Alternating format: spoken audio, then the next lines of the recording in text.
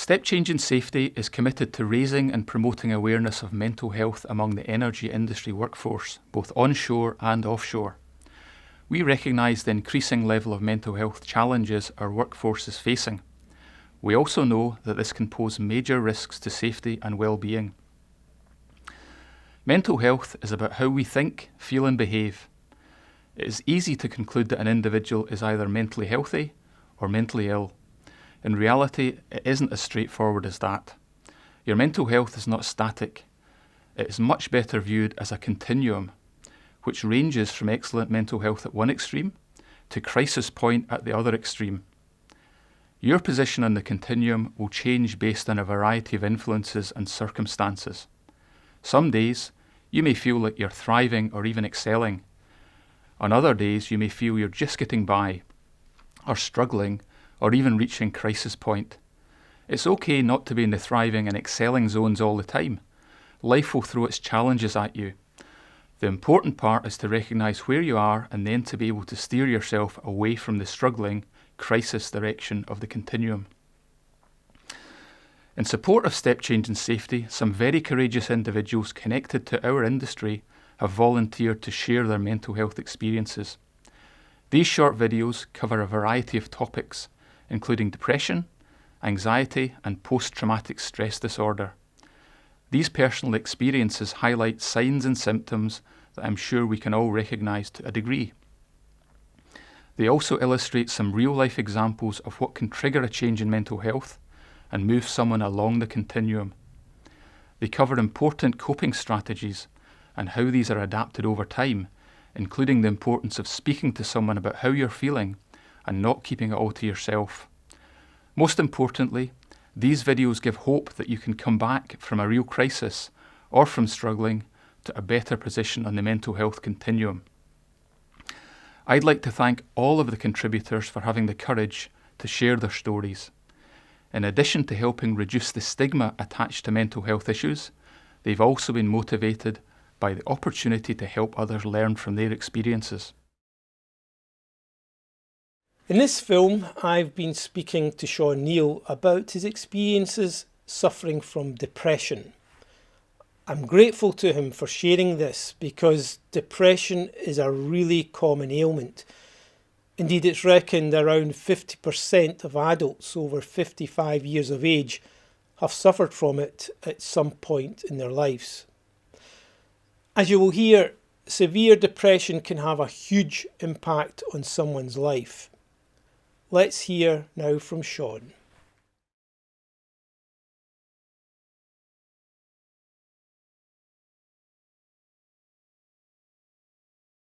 Yeah, my name's Shaun Neale. I've worked offshore for 10 years and I'm a rope access abseiler and material focal point. 2019 I noticed it was just one trip. I was literally about to set off in the morning. I just broke down in the car, just couldn't control crying. I phoned work up. I lied, I just said I had a sickness bug. I just thought I'd probably need 2-3 days just to compose myself. But that wasn't the case. It knocked me for 6. I ended up having around 4 or 5 months off work. I was signed off with severe depression, chronic anxiety, chronic stress. So during them 3 to 5 months, when I was diagnosed with depression, I couldn't sleep. I literally went, I'd say a full week, literally not slept a wink, just wide awake. Everything just going over and over and over in my head constantly. Didn't eat. During that period, I lost 2.5 stone. I've put it back on now, but I'd lost 2.5 stone in weight. Couldn't sleep. Like I say, suicidal thoughts, which I've never felt in my life. It just got too much.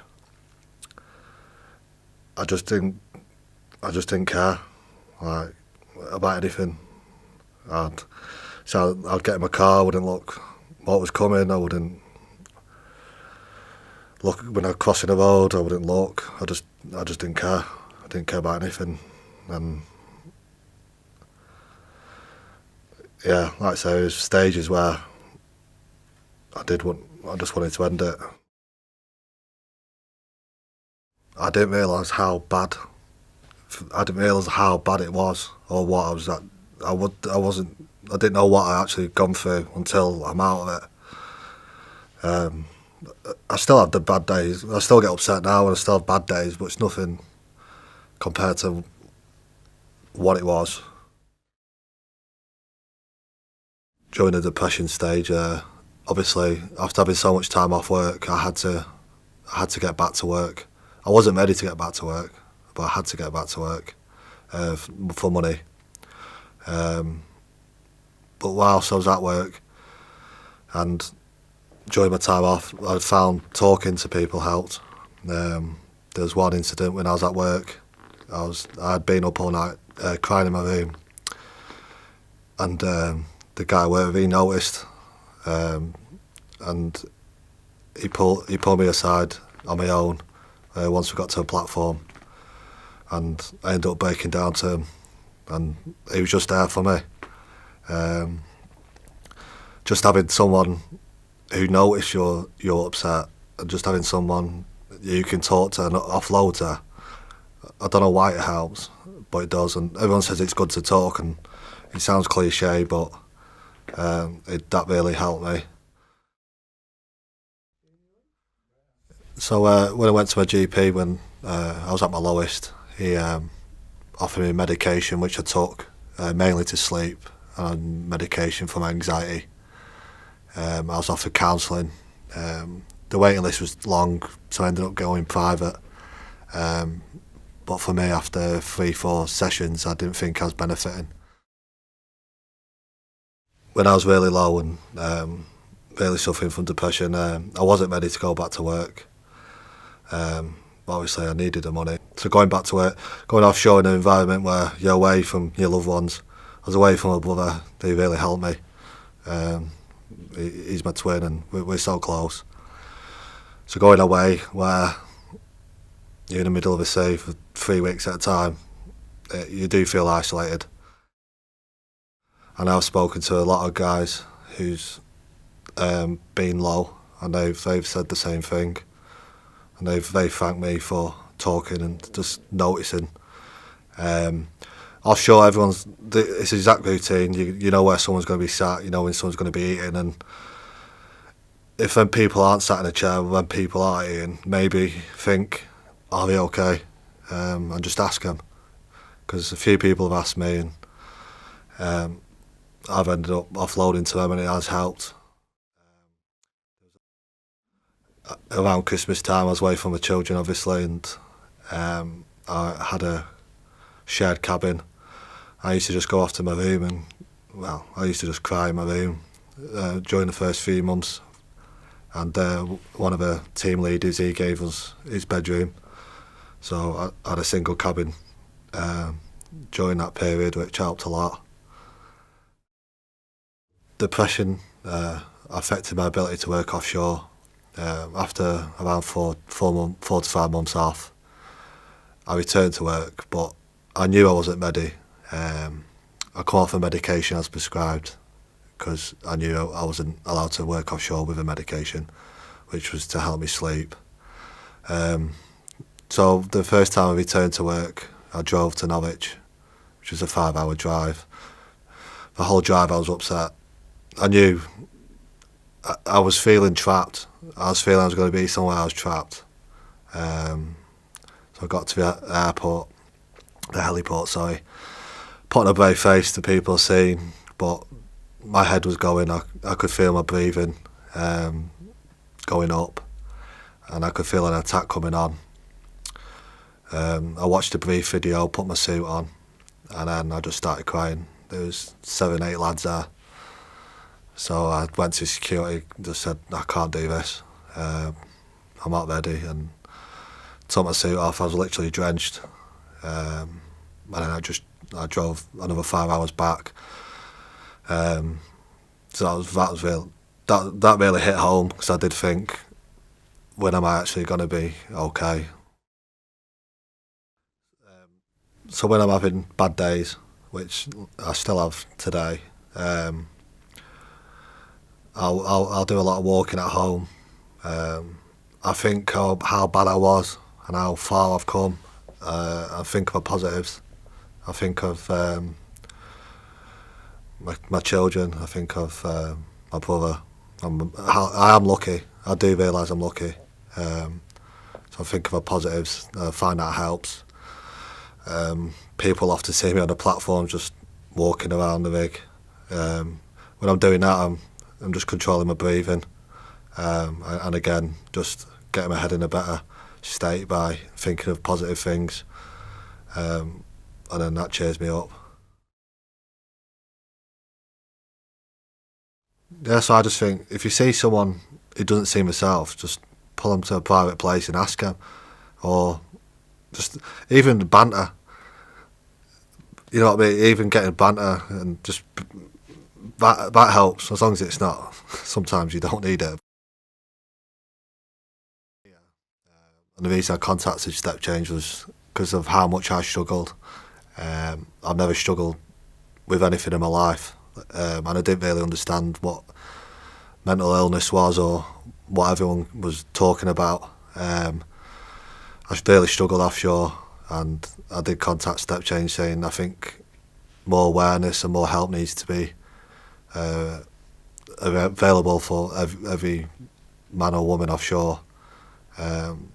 My main message is, if you see someone upset or see someone's not herself or the routine changes, because everyone's routine's the same, talk to them, take them in a private setting, phone the bedroom, message them if you've got a number, just check on them. And then a lot of people are waiting for someone to talk to. I certainly was, and I've opened up to various lads since, and a lot of people have opened up to me, who's been in a really bad place, same as me, if not worse, and I didn't notice, and I suppose I felt guilty for not noticing. But if I look back now, the signs were there. So yeah, but basically just look out for each other. Everyone's in the same boat. Everyone's away from families. Everyone's missing someone, and it is, when you've got stuff in your mind, offshore is the worst place to work. So, yeah, just that's my message I'd like to get across. Just look out for each other and just talk. Shaun's story is an uncomfortable one to hear. Around half of all adults living in the UK are likely to experience depression to some degree at some point, and this story highlights the main symptoms. It also shows it's possible to help and support those suffering, and it's possible to come out the other end. Certain parts of Shaun's story may have struck a chord with you, but a few things resonated with me. First of all, one of the physical symptoms of depression is tiredness due to a lack of sleep. Now, we can all put a mask on to cover our feelings, but it's actually harder to cover up the fact that we are tired and weary. We should look out for friends and colleagues who appear tired and down. Secondly, talking to people does actually help. Thirdly, when suffering from the severe depression, seek professional help. Most of us still believe deep down that there's a stigma surrounding the illness, and consequently don't want to seek help. There is no stigma, especially since it's such a common illness. Finally, Shaun wished to raise awareness of this illness, and from personal experience this was his advice. If you see someone upset, or see someone not themselves, or their routine changes, talk to them. We can all have a part to play if we choose.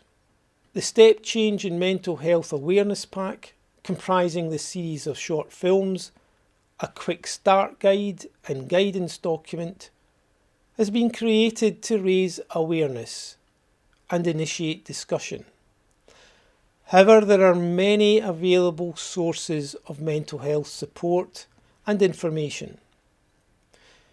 If you require immediate help, please contact your own GP, your occupational health provider, the oil and gas chaplaincy, your private health insurance, the Samaritans, or go on the Step Change website for help and advice. These are just a few of many options available out there. Whatever you do though, please don't let it fester. Talk about it.